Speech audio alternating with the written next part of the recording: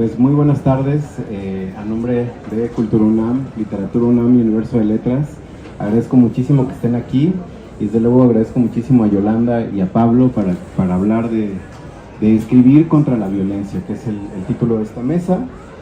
Antes de entrar en materia, déjenme presentarles a nuestros invitados. De allá para acá, Pablo Ferri es reportero, tiene una amplia experiencia cubriendo criminalidad, migración, violencia en América Latina, es corresponsal del país desde hace 8 años. Ha publicado Narcoamérica, 55,000 kilómetros tras el rastro de la cocaína y La Tropa, ¿por qué mata un soldado? En sus años en México ha dedicado parte de su trabajo a las consecuencias de la militarización de la seguridad pública, con trabajos como el proyecto web Cadena de Mando, el libro La Tropa, del que les hablaba, o la serie en podcast La Lista. Es ganador de los Premios Nacional de Periodismo Ortega y Gasset y García Márquez. Y Yolanda Segura es una escritora lesbiana, queer, transfeminista. Ha publicado 4 libros de poesía, entre ellos serie de circunstancias posibles en torno a una mujer mexicana de clase trabajadora, Persona, y Estancias que por ahora tienen luz y se abren hacia el paisaje. Obtuvo el Premio Nacional de Poesía Carmen Alardín en el 18, el Nacional de Poesía Joven Francisco Cervantes en el 17, y poemas suyos, artículos y ensayos han sido publicados en diversos medios y antologías. Trabaja en desarrollo de series y películas, hizo el doctorado en letras latinoamericanas aquí en la UNAM y estudió guionismo en el CCC y vive acá, en la Ciudad de México. Me da muchísimo gusto, insisto, que estemos acá para platicar este tema tan apremiante y sobre todo tan productivo cuando estamos pensando en qué utopías podemos imaginar hoy, ¿no? Y quiero partir también pues desde el nombre, escribir con la violencia, sobre la violencia. Quiero empezar con Yolanda, porque sobre todo a partir de tu trabajo Persona, que bueno, ahí es un trabajo poético, pero que tiene interés en la hibridez, en fin, eso nos vamos a poner técnicos más adelante, pero ahí te preguntas justamente eso, ¿desde dónde parte todo? ¿Desde qué es una persona? ¿Qué vale la pena? ¿A qué o a quiénes vale la pena darles derechos, por ejemplo? ¿Por qué no nos cuentas qué encontraste específicamente cuando estabas escribiendo ese libro? Hola a todos, muchas gracias por estar. Estoy muy contenta de compartir espacio con Pablo y con Eduardo. Sí, antes de como ir al libro, me quedé pensando en lo que dices del escribir contra, y creo que es casi que con todas las preposiciones el asunto de rodear la violencia, ¿no? O sea, contra, desde, ¿no? Ante, ¿no? Para, ¿no? Igual para como que tal vez no, pero un poquito igual cabrón, ¿no? Sí, tras, exacto, eso estaría maravilloso, pero suena bastante utópico. Y bueno, creo que sí, el asunto de cómo se aborda la violencia es siempre muy complejo en todos los sentidos, en todos los formatos. En la literatura también creo que tienen unas complejidades bastante específicas que tienen que ver, por ejemplo, con cómo escribir de la violencia o sobre la violencia sin que eso signifique una especie de estetización de la violencia, ¿no? O sea, de cómo pienso en un ejemplo concreto que es toda la literatura que sucedió en respuesta a lo que sucedió en Ayotzinapa, pues, y las muchas gradaciones que hubo respecto a esos abordajes, que de pronto había textos que eran muy críticos, muy antisistema, pero en ese movimiento crítico y antisistema también se escapaban algunas cosas clasistas, racistas, bastante problemáticas, ¿no? Que a mí me hacen mucho preguntarme entonces, o sea, ¿cuál es el punto de escribir de este tema violento desde esta perspectiva que en algún sentido creo que también sustenta las violencias que en última instancia terminaron propiciando una masacre como la que sucedió, ¿no? Entonces, creo que es ahí donde están esas complejidades, y con Persona en particular, lo que pasó fue precisamente que había en ese momento un montón de personas saliendo a la calle para reclamar derechos que asumimos universales, asumimos básicos, asumimos humanos, ¿no? Estoy hablando concretamente de comunidades de migrantes, de comunidades de mujeres, de estas mismas manifestaciones contra la violencia, contra la desaparición, etc. Y entonces ahí fue como la pregunta de por qué estarían, o sea, por qué hay que reclamar estos derechos que se supone tenemos garantizados todos, ¿no? Y ahí fue cuando empecé a buscar como en el concepto de persona y lo que hallé, digamos, es que es un concepto que es excluyente casi que por naturaleza, ¿no? O sea, no todas las personas han sido históricamente sujetos de nombrarse así, ¿no? Y está como, es muy complejo pensar en esto, que es lo que funda un montón de nociones en el derecho, en la política, en nuestra concepción de democracia, etcétera, que esté fundado en ese concepto de persona, pero que ese concepto de persona tenga tantas capas y tenga tantas exclusiones implícitas ahí, ¿no? Entonces creo que es uno de los ejes que me permitió pensar también en el lenguaje como algo violento, ¿no? O sea, en el lenguaje y en la limitación o la delimitación que implica una palabra y cuántas violencias están ejercidas a partir de eso. ¿Quiénes tienen vidas que, esta idea de Butler de las vidas que importan, cuáles son las vidas que importan, cuáles son las que no, ¿no? Aunque decimos que sí, o aunque técnicamente haya documentos que así lo certifican, no es verdad que todas las vidas importan lo mismo, ¿no? Sí, y esto es algo que pues desde luego te interpela a ti, Pablo, ¿no? Porque también, por ejemplo, sobre todo en todos lados, en los libros sobre que es sobre el narco y en el que es sobre por qué mata un soldado la tropa, te has puesto a reportear, y así te nombras también como reportero antes que otra cosa, las historias de todas las personas, justamente, pero desde victimarios, víctimas, todos. Por ejemplo, en el caso del negocio de la cocaína, ¿quiénes están involucrados?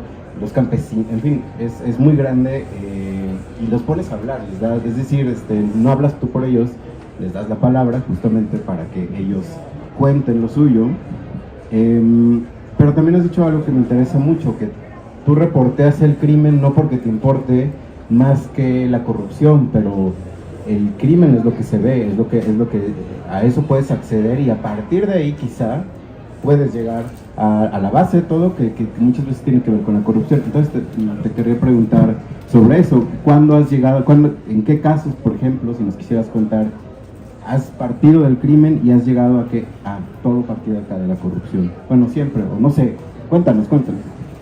Sería maravilloso decirte, no, pues la mayoría de veces parto de un crimen y llego al gran costo de corrupción. En realidad es al contrario.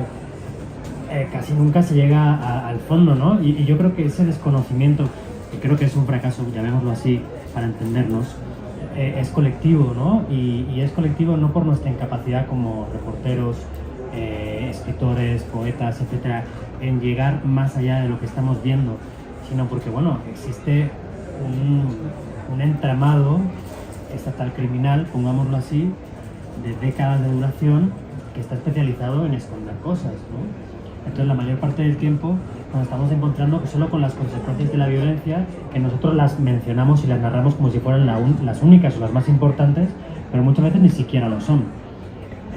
El otro día estaba volviendo a ver una película que está en Movie, por cierto, una plataforma, no sé si la conocen, está bien padre, y se llama Ladrón de bicicletas. Es una película viejita de Vittorio De Sica, es como parte del grupito de películas clásicas del neorrealismo italiano, y se basa en la Roma de la posguerra, de la Segunda Guerra Mundial.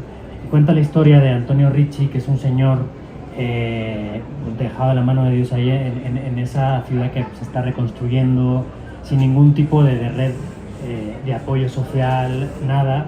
Entonces él consigue un trabajo para pegar carteles en la ciudad, ¿no? El único requisito es que tiene que ir con bicicleta, porque si no va a ir muy lento, entonces a la municipalidad no le interesa que esté repartiendo el señor, o sea, pegando carteles. Entonces él, que tenía la bicicleta empeñada, la desempeña, porque empeña sus sábanas para conseguir el dinero para desempeñar la bicicleta, y ya va al día siguiente al lugar donde tiene que ir a recoger su uniforme, los carteles, etc. Empieza a pegar los carteles, corte A, le roban la bicicleta.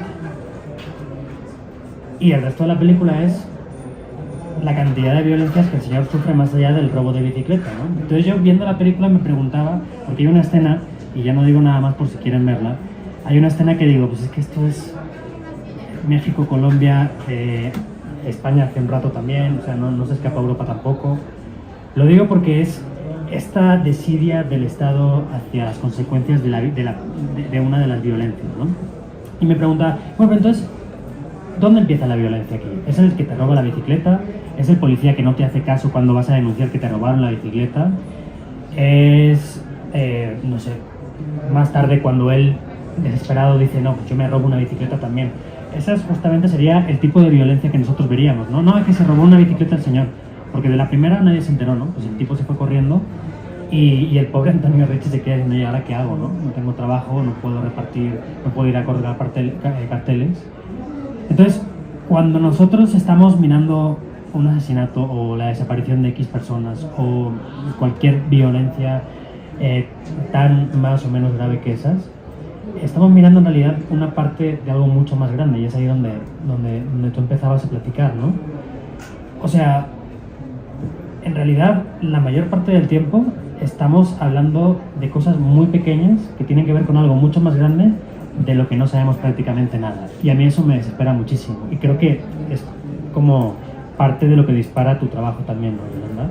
O sea, esta desesperación por entender que no estás entendiendo prácticamente nada.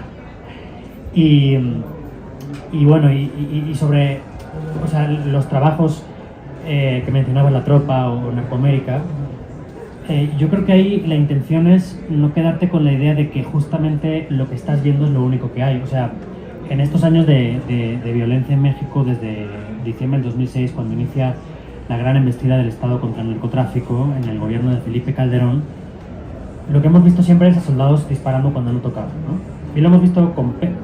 Digo, uso un eufemismo, muchas veces no es eso, es peor que eso, ¿no? Es soldados ajusticiando, marinos ajusticiando, desapareciendo personas, etc. Y tanto yo como Daniel Arrea, con la que hice este trabajo de La Tropa, nos movía una inquietud parecida, y es decir, bueno, vale, los soldados disparan, ¿no? Y matan, pero no puede ser que la culpa sea solo de ellos.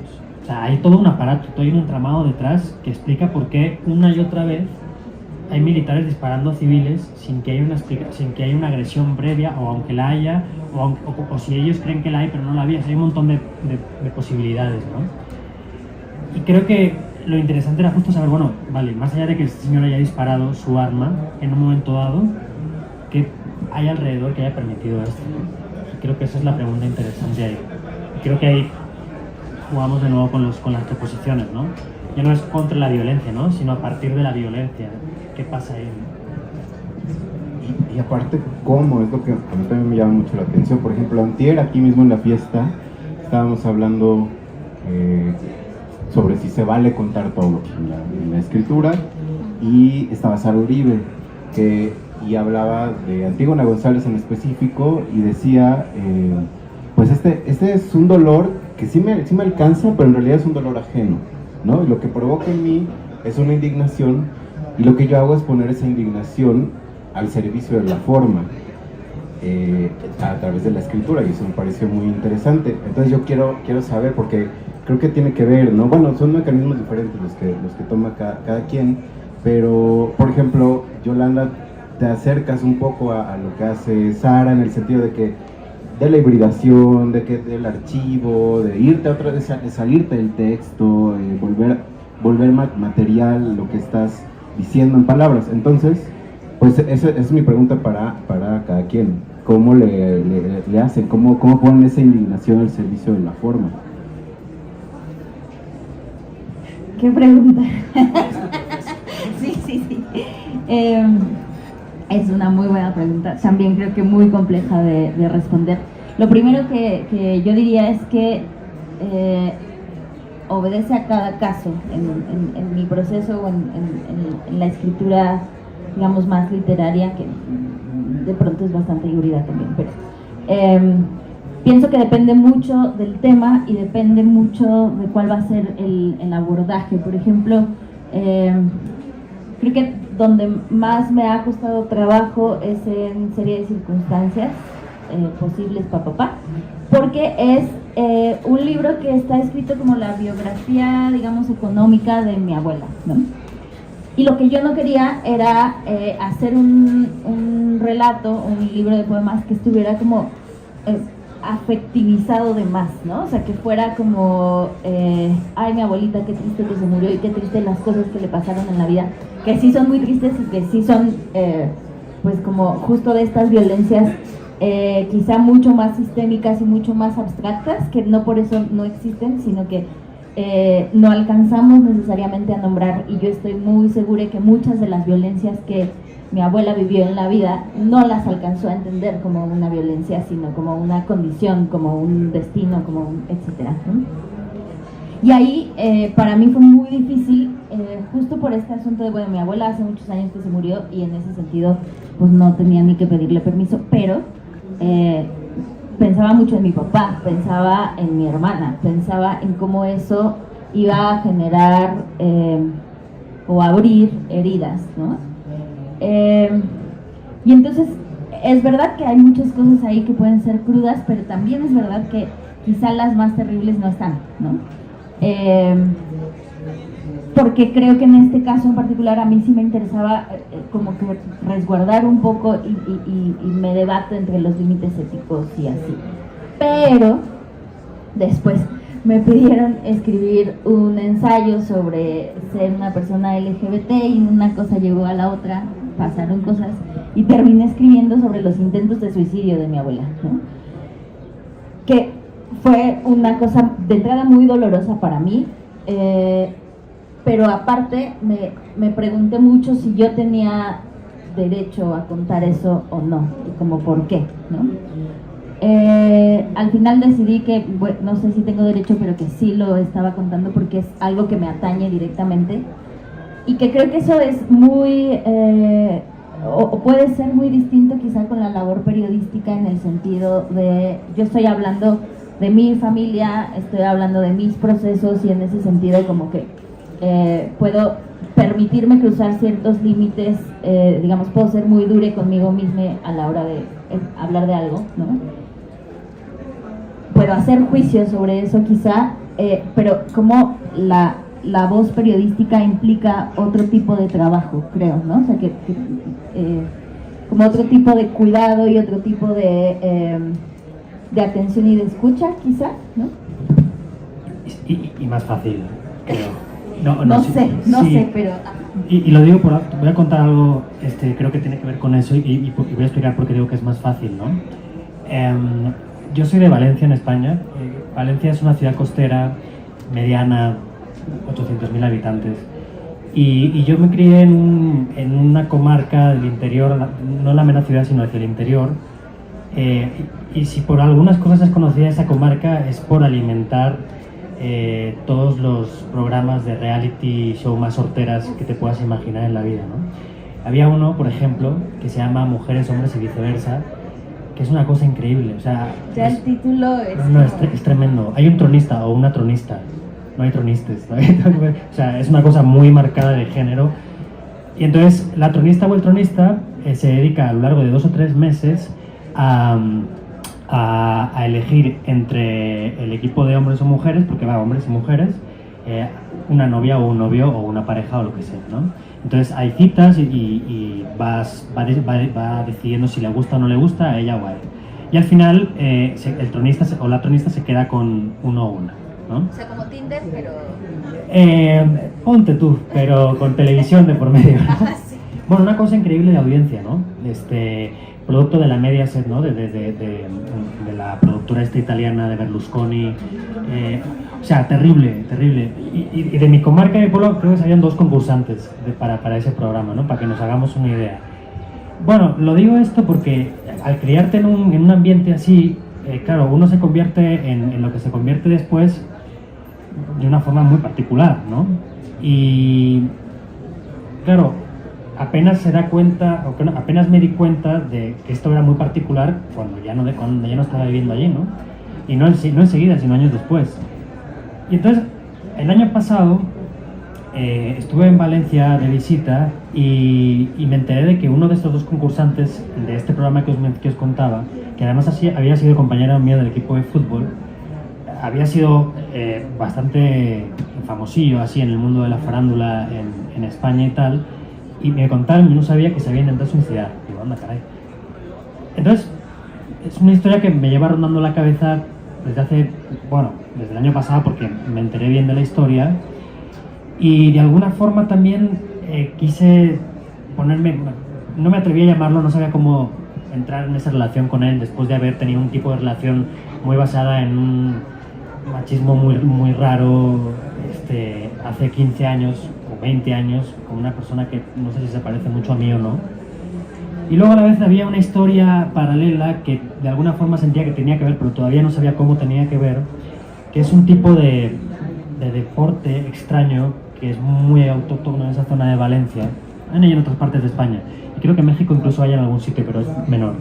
Bueno, el deporte en sí se llama colombofilia y consiste en que se suelta una paloma hembra y el resto, o sea, todos los competidores tienen y cuidan palomos machos que pintan las alas y demás para diferenciarlos.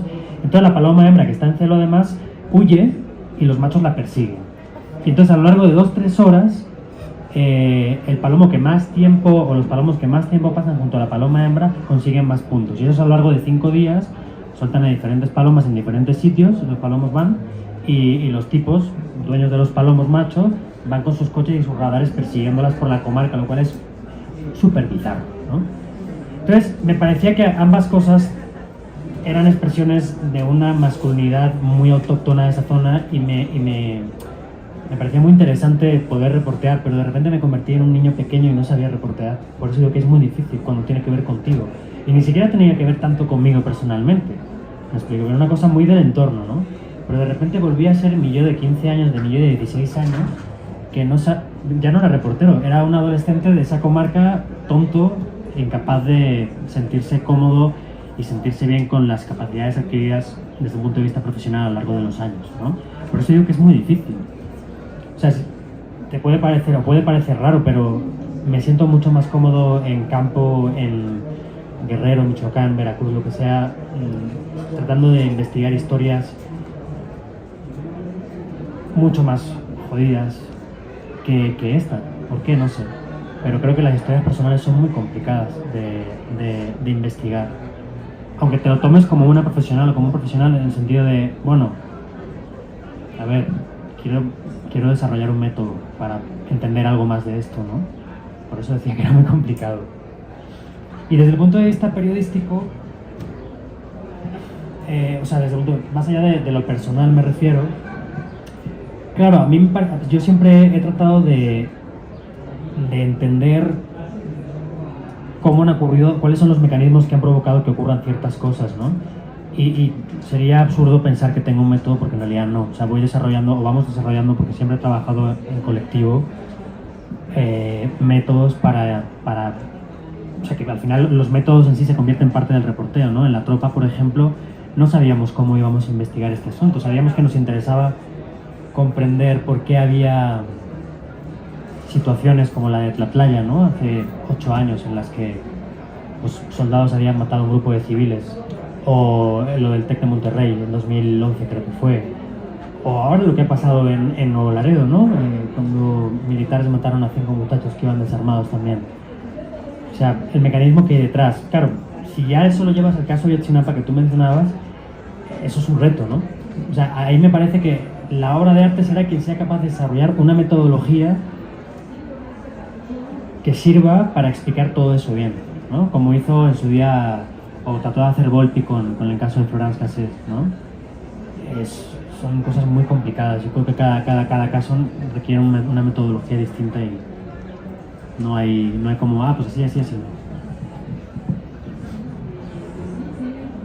A ver, pero ahora quiero quedarme en el tema del periodismo y de cómo se abordan ciertos temas, pues que sí son contenciosos en la agenda, en la discusión pública, y quiero incluir a ambos porque, por ejemplo, Yolanda, tú en Reguero de Hormigas, pues tocas lo de la nota roja, y pues Pablo, pues a eso te dedicas, el tratamiento del periodismo ahora y del periodismo, y después quizá podemos hablar un poco de lo audiovisual, de cómo se representa, de esto que hablabas al inicio sobre la estetización, pero pues sí, parece que ahora con la dinámica de las redes, con la dinámica presidencial, que hay, pues como se tira línea y se tira agenda desde ahí, y de eso se habla, y hate, muchas otras.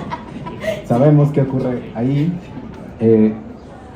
Es decir, ¿cómo hacerle para contar esas historias, pero no desde la inmediatez, sino desde algo que sea más razonable? Es decir, sí, en respuesta a, por ejemplo, mata a un soldado, o sea, todos estos hechos, y es en respuesta a eso, pero digamos, ¿cómo hacerle para contener, para hacer que se decante eso y que no sea nada más la inmediatez, la opinión inmediata, es decir, que viene enseguida, el amarillismo del que tú has hablado, Yolanda? ¿Cómo hacerle? O sea, o quién creen, por ejemplo, ¿quiénes creen que sí lo logran en el panorama de la no ficción? Has hablado de Volpi, que lo hizo en una novela criminal, que también venía mucho de investigación de archivo, ¿no? Pero, ¿usted qué opina al respecto? Sí, es más bien como una opinión, una reflexión sobre esto, que es un problema, es un gran problema, y en específico en México, ¿no? ¿Quieres empezar tú? Sí. Es que creo que es una pregunta muy, muy compleja también. Ahora que mencionabas lo audiovisual, pensaba en cuáles son las especificidades. O sea, creo que cuando pensamos en términos audiovisuales, nos es muy o más o menos claro que hay ciertas cosas que no queremos ver o que no queremos mostrar o que no queremos que sean exhibidas.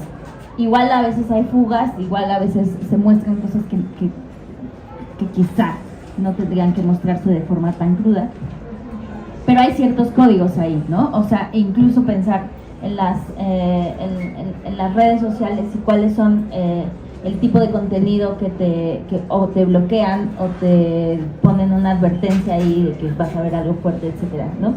Pero creo que cuando hablamos de texto, esas líneas se borran porque como no ver la imagen, creo que pareciera no ser lo mismo que, o sea, como leer una imagen violenta, parece que no es lo mismo que ver esa imagen violenta, ¿no? O sea, como que nuestra reacción es distinta, y en ese sentido me parece que hay cierta permisividad que también puede ser muy problemática cuando estamos hablando concretamente de literatura, ¿no? O sea, pienso en estos...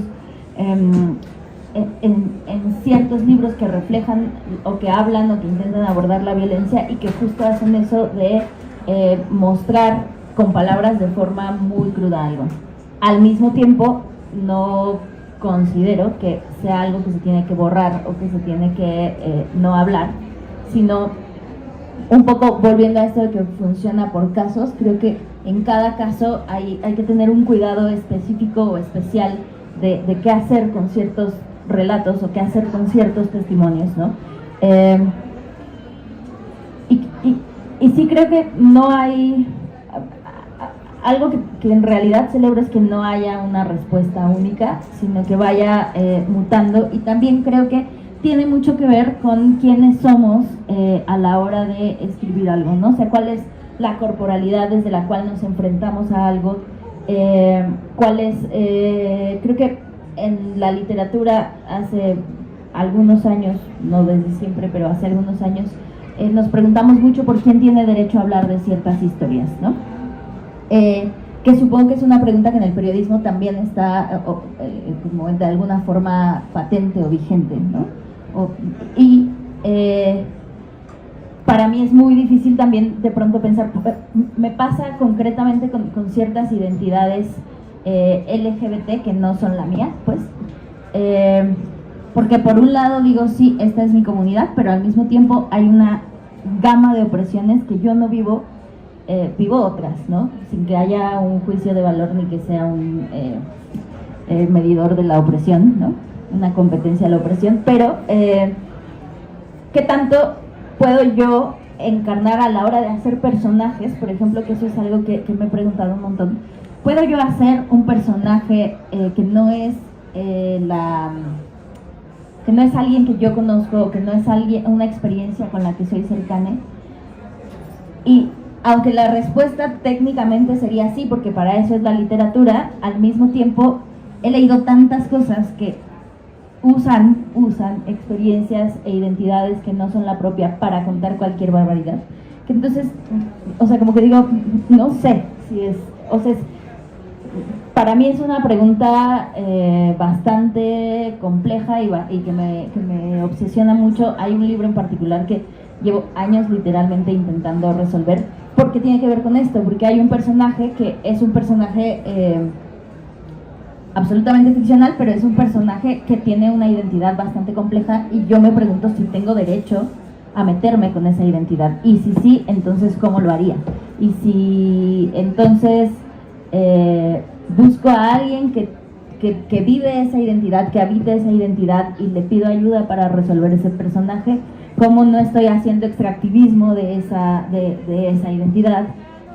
O sea, es como, ¿no?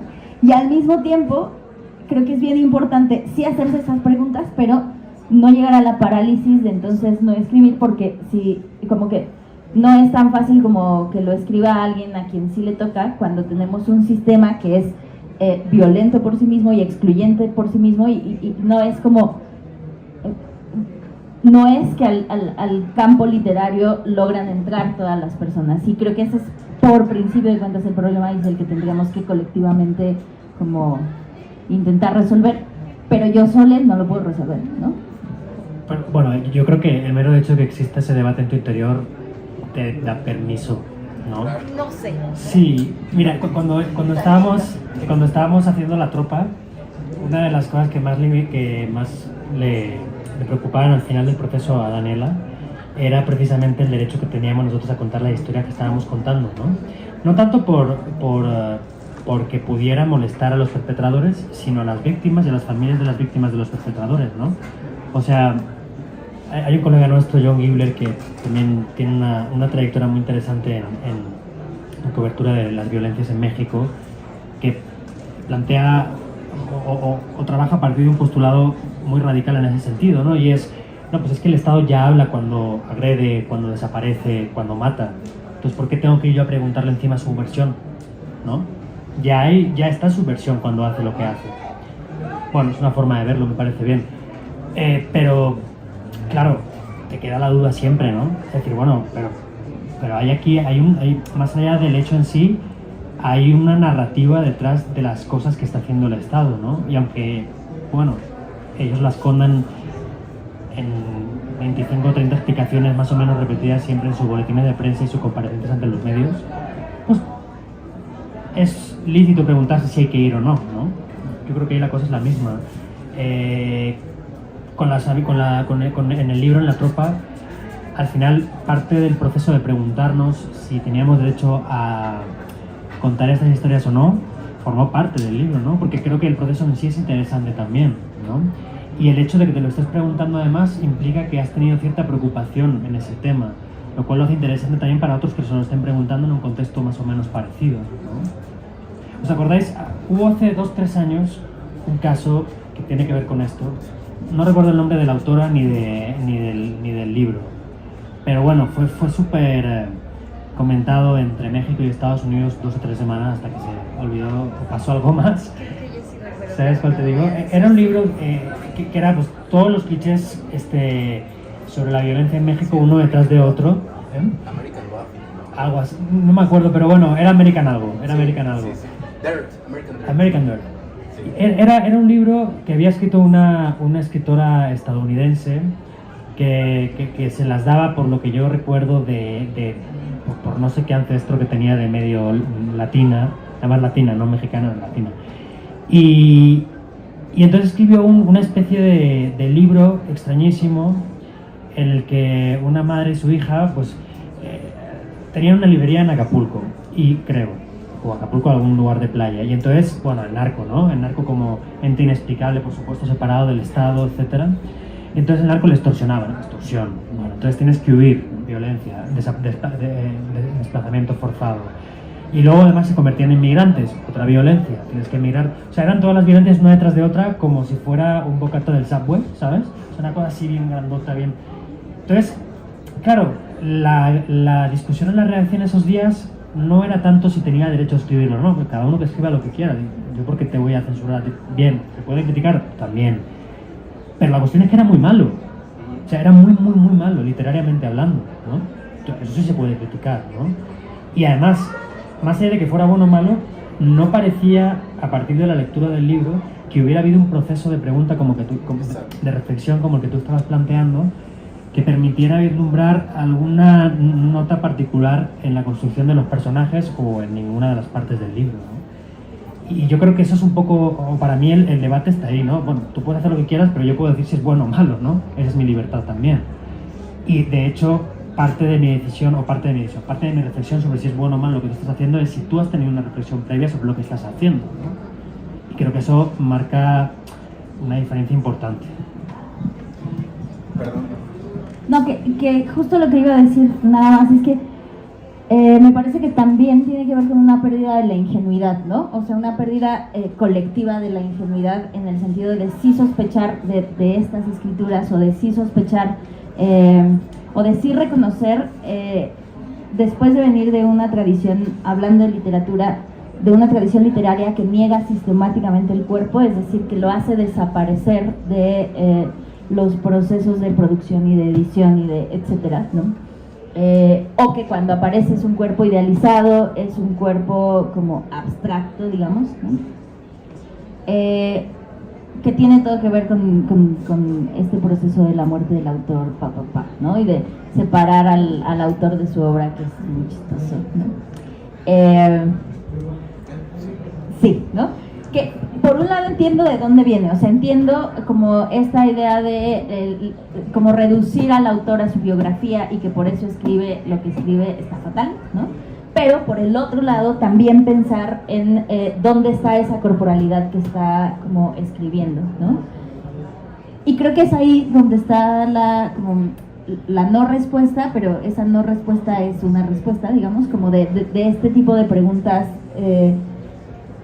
respecto a cómo abordar ciertas cosas, ¿no? Y ahí pensaba también en el asunto del cuidado, ¿no? O sea, de cómo abordar ciertas historias viendo a la persona que tienes enfrente, que creo que por eso la tropa es una cosa tan interesante, ¿no? O sea, en pensar sí en la persona y no en el prejuicio, en la imagen que tú puedas haber generado de la persona con la construcción simbólica que hay en torno a este tipo de identidades o a estos grupos, ¿no? Que creo que es algo que también está ahí presente a la hora de intentar escribir sobre violencia, desde la violencia, contra la violencia. Sí, y desde luego todo esto se va, como bien dices, a lo mejor sí, no sé si da derecho, que te pongas a pensar esto, da derecho, pero al menos si algo se filtra en eso que sale, ¿no? Y bueno, pues ya, con más o menor virtud, lo hará cada quien, pero pues está muy bien que se haga, ¿no? Y bueno, es fascinante, sí, gracias. Este tema, pues yo quiero hacerles muchas preguntas más, pero también quiero dar oportunidad a que el público participe. Entonces, no sé si alguien quiere hacer alguna pregunta concreta o un comentario breve a nuestros. No, o sea, pero grito. Yo creo que sí. Yo quiero saber, o sea, con los dos, si después de haber publicado algo.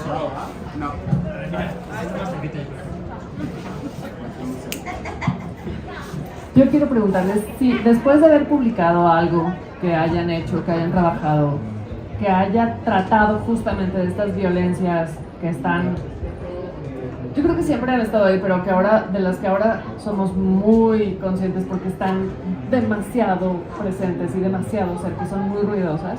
Si alguna vez han publicado algo así y después se han arrepentido o han entrado en un proceso como al que se refería Pablo, de decir, lo debí haber tratado de otra manera. ¿Les ha pasado?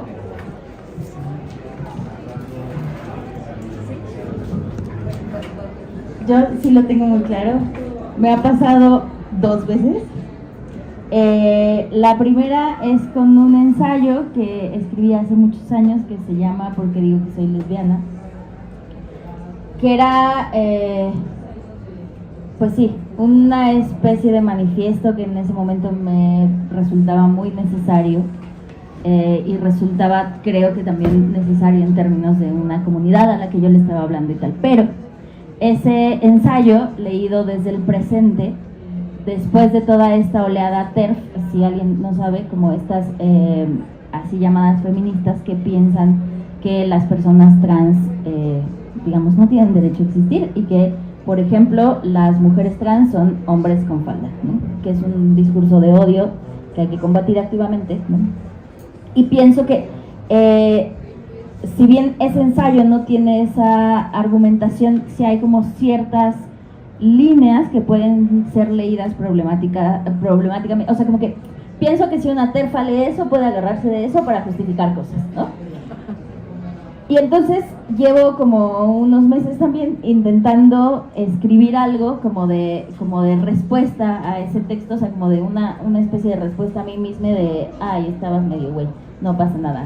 O sea, como, porque también creo que justo la idea de hacer literatura y de hacer pensamiento implica el derecho a equivocarse, ¿no? Hay de equivocaciones a equivocaciones, claramente, ¿no? Pero esa es una de las veces que me pasó. Y la otra es cuando escribí el epílogo de Persona en la segunda edición. Usé la palabra denigrar, que como que se me escapó y después me di cuenta de la capa racista que tiene eso, ¿no? Entonces me resultó así súper, el día que lo volví a abrir y lo vi, o sea, como que dije, voy a ir a buscar todos los libros y les voy a recortar la palabra, o sea, como que, ¿qué hago, no? Esa es otra de las veces que me pasó, porque además es como muy, o sea, pues sí, se me resbaló, pero está muy fatal que se me haya resbalado, justo además en un libro que habla de esas cosas, ¿no? Entonces, esas son las veces que sí digo, chale, si hay una nueva edición de Persona, por supuesto será lo primero que arregle y de todas formas, creo que lo que me queda, digamos, un poco es hacerme cargo del error y decir, sí, la cagué, sí, estuvo fatal, pero, o sea, definitivamente no lo volvería a hacer así y también creo que eso tiene que ver con una conciencia sobre el lenguaje que es una conciencia constante, o sea, sé que ese verbo lo hemos empleado desde hace mucho tiempo y sin ninguna conciencia de lo que está implicando y que ahora podemos pensarlo gracias a que ha habido como un montón de como ideas colectivas al respecto, ¿no? Entonces pienso en eso, en cómo hacer cuidado con el lenguaje y cómo también eso implica confrontarnos a nosotros como escritores con nuestras prácticas y nuestro uso del lenguaje mismo.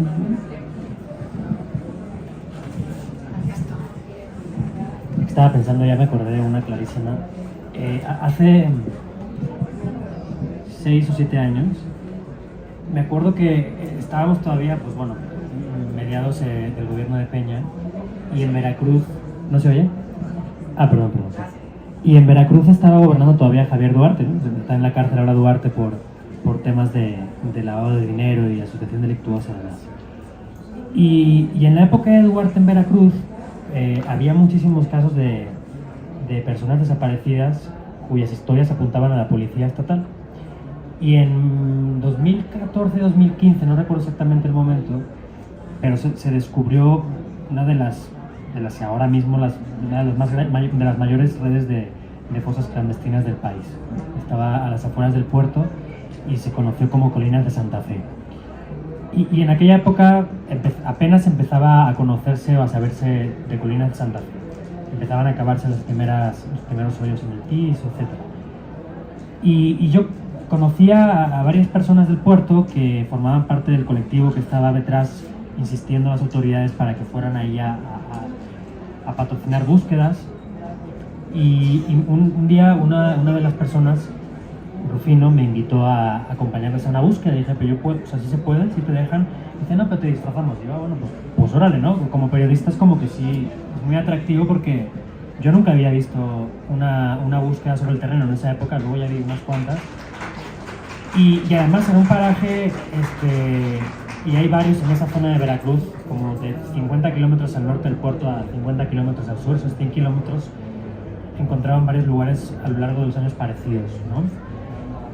Y a lo largo y con el paso del tiempo además supimos también que eran cementerios clandestinos usados indistintamente por criminales y elementos del Estado, ¿no?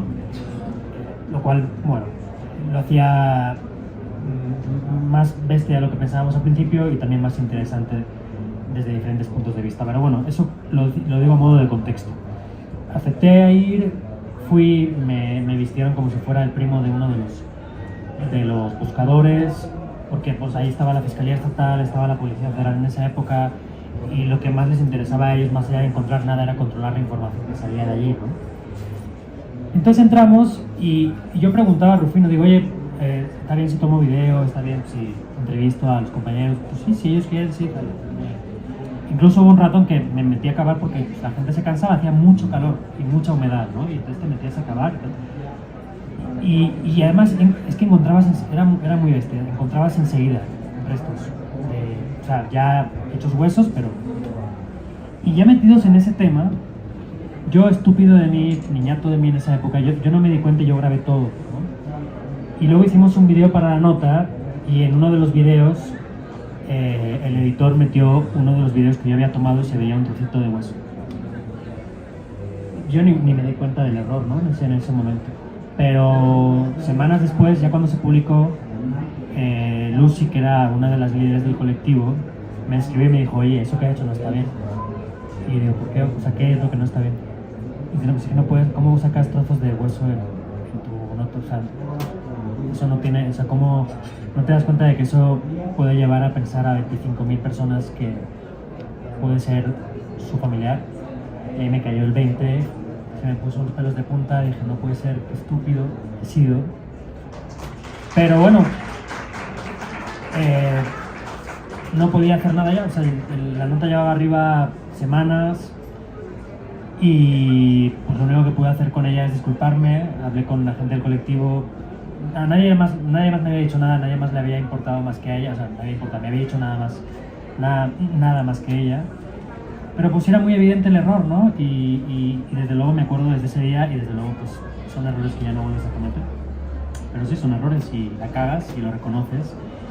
Y en su día me sirvió mucho también porque invité a Lucy en esa época a dar una clase en la Ibero y me la llevé a que hiciéramos como una especie de conversación sobre todo lo que había pasado y creo que por lo menos a ese grupo de chavos y chavas que estaban ese día en la clase también se les quedó bien grabado el asunto. Así que bueno, esa es mi gran cagada.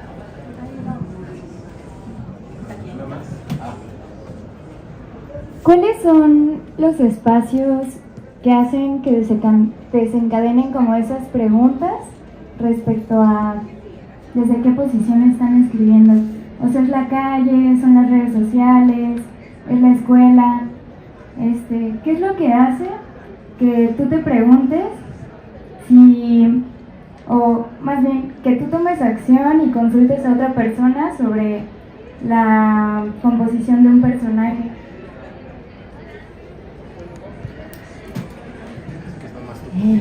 Sí, voy muy rápido. Creo que son todas las anteriores, ¿no?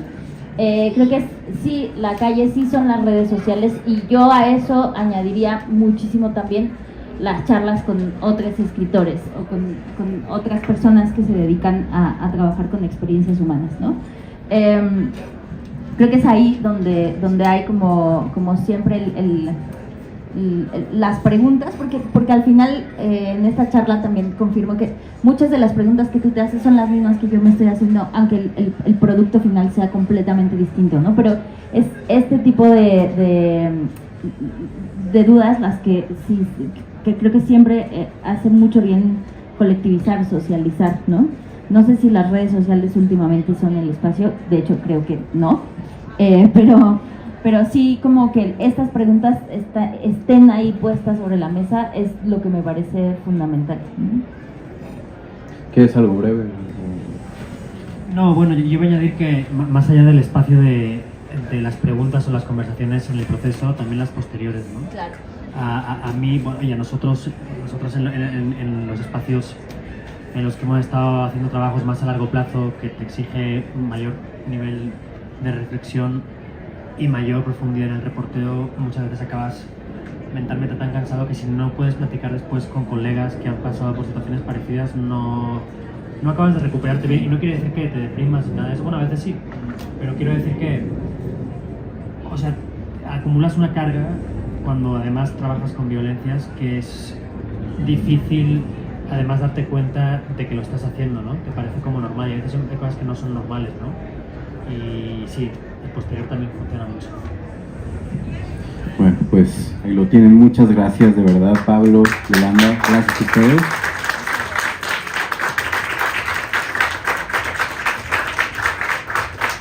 Y bueno, nos llevamos muchas reflexiones, de verdad fue una charla muy entusiasmante. Les invitamos a seguir, es el último día de la fiesta del libro. Hay todavía mucho por hacer. Gracias otra vez por estar acá.